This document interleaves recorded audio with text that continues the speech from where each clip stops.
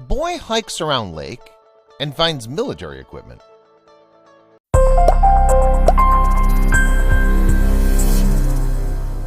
A loud screech echoed through the forest as metal fought against metal. The door finally gave up its battle and fell open, revealing the long-forgotten contents. It was the moment the entire crowd had been waiting for. But as one excited boy tried to jump onto the amazing discovery, the mother noticed something and screamed for him to get away. Casper wasn't interested in the well-worn path the hikers always took. He wanted the other one, the one grown over and filled with mystery. Today was the day to explore the Estonian swamps. The area smelled sweet and acidic from the towering pine trees. It wasn't long until Kurt Namadisjarv came into view.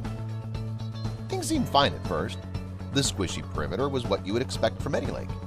But as he wandered along the rippling waters, he noticed some strange marking in the fern-covered earth. It wasn't like anything he'd seen before during his explorations. Then something else caught his eye. What was a rope doing here? There was no boat nearby. His young mind raced with possibilities as he scraped away the mud and tried to pull it. But when it wouldn't budge, he knew he had to bring in reinforcements. The first adults on scene were his confused parents. However, it didn't take long for the village to get word and even more people come out to see what was going on. The men congregated around the rope, each taking turns pulling it.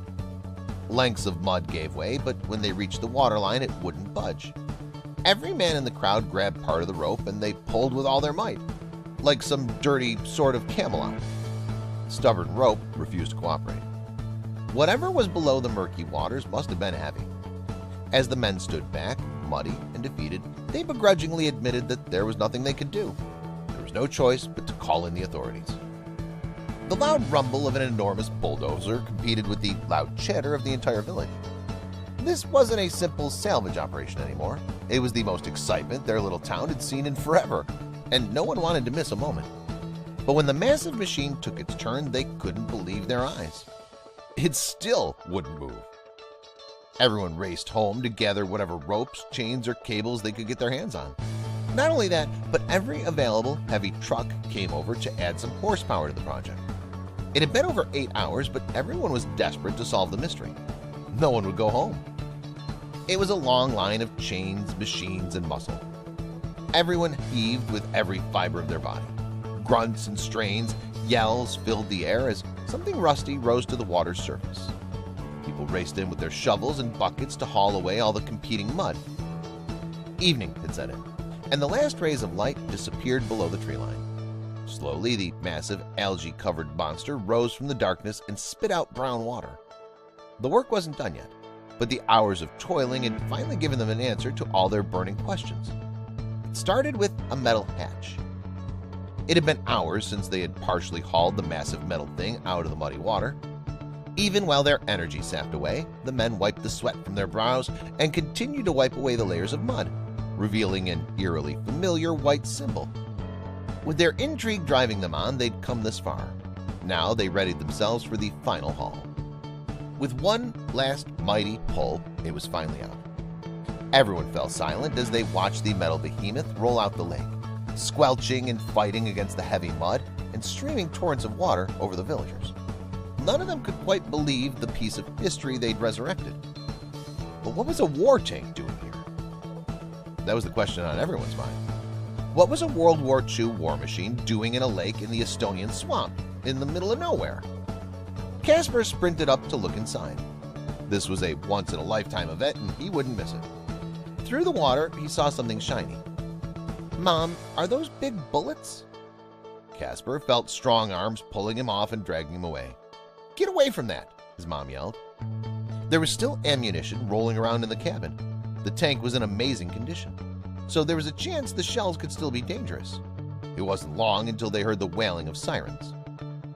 A camouflaged truck and men in combat gear rushed out of their armored vehicles and toward the mud-caked tank. Someone must have called the authorities as soon as they saw what was inside. Everyone stood still and dead quiet, wondering if they were in trouble. One officer came up to Casper and asked him a pointed question.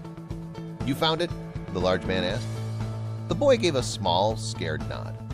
The man smiled. "I'm impressed. Well done." The soldier looked around at the villagers and said, "We need you to step back while we make sure it's safe." and between the Army and internet research, the answers to the mystery finally emerged. It took 2 weeks and every available hand to bring the tank completely out of the lake. The team managed to haul the gigantic machine far up the bank, enough so people could go around and take a closer look. Many took photos of and with the major historical find, but how had a Russian-built tank with German markings ended up there? Experts confirmed that it was indeed a war machine, a Soviet-built T-34-76A to be precise. This 7-ton metric vehicle was the prime element in the Soviet Army in their battle against the Germans. Aside from being underwater for an astounding 56 years, they discovered another amazing detail about the symbols and numbers painted on the side. This particular tank was thought to have been captured by the enemy and repainted with their own symbols.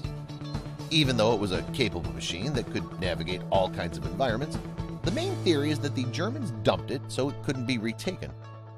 The next astounding discovery took place in the Gorodenko Museum.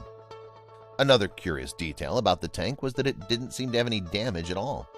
While some of the metal on the surface had eroded slightly from decades of being underwater, the Russian war machine appeared to still be in good condition. In fact, it was so intact and looked so solid, they couldn't help but hope that it still worked. Experts revealed that the pristine condition that the tank was found in was thanks to the low oxygen levels in the marshy bog area that became its watery grave. These conditions helped to preserve the metal while minimizing any corrosion. Everything was still intact, as if the metallic beast had been sunk a year ago. But was it still operational? During the restoration, curators were amazed when they found that they were able to start the old diesel engine without needing any spare parts at all. They also recovered a total of 116 pieces of ammunition. And experts were even able to answer the burning question of why the tank was located in that particular area. The eastern Estonia Narva front was the location of some intense battle. Around 100,000 soldiers perished and more than 300,000 were wounded. The fighting forces migrated and endless tanks and soldiers poured into the narrow, swampy area. The finale of the battle took place on August 3rd. Huge quantities of Soviet armor and artillery attacked the German positions, but until August 10th, not much had changed. It was in the summer of 1944 that German troops, during the Battle of the Blue Mountains, captured the Soviet trophy tank. What makes this find extremely rare is that this tank had to fight for both the Russian and German sides during World War II. However, it was sent to its watery grave just 6 weeks later. On September 19, 1944, the Germans began to retreat along the Narva front line and deliberately dumped the tank. The German army wasn't willing to submit anything and destroyed what they couldn't use. The old T-34 is now on display for everyone to see at a war museum in the Gorodenko village, a priceless artifact that had been found by a curious little boy.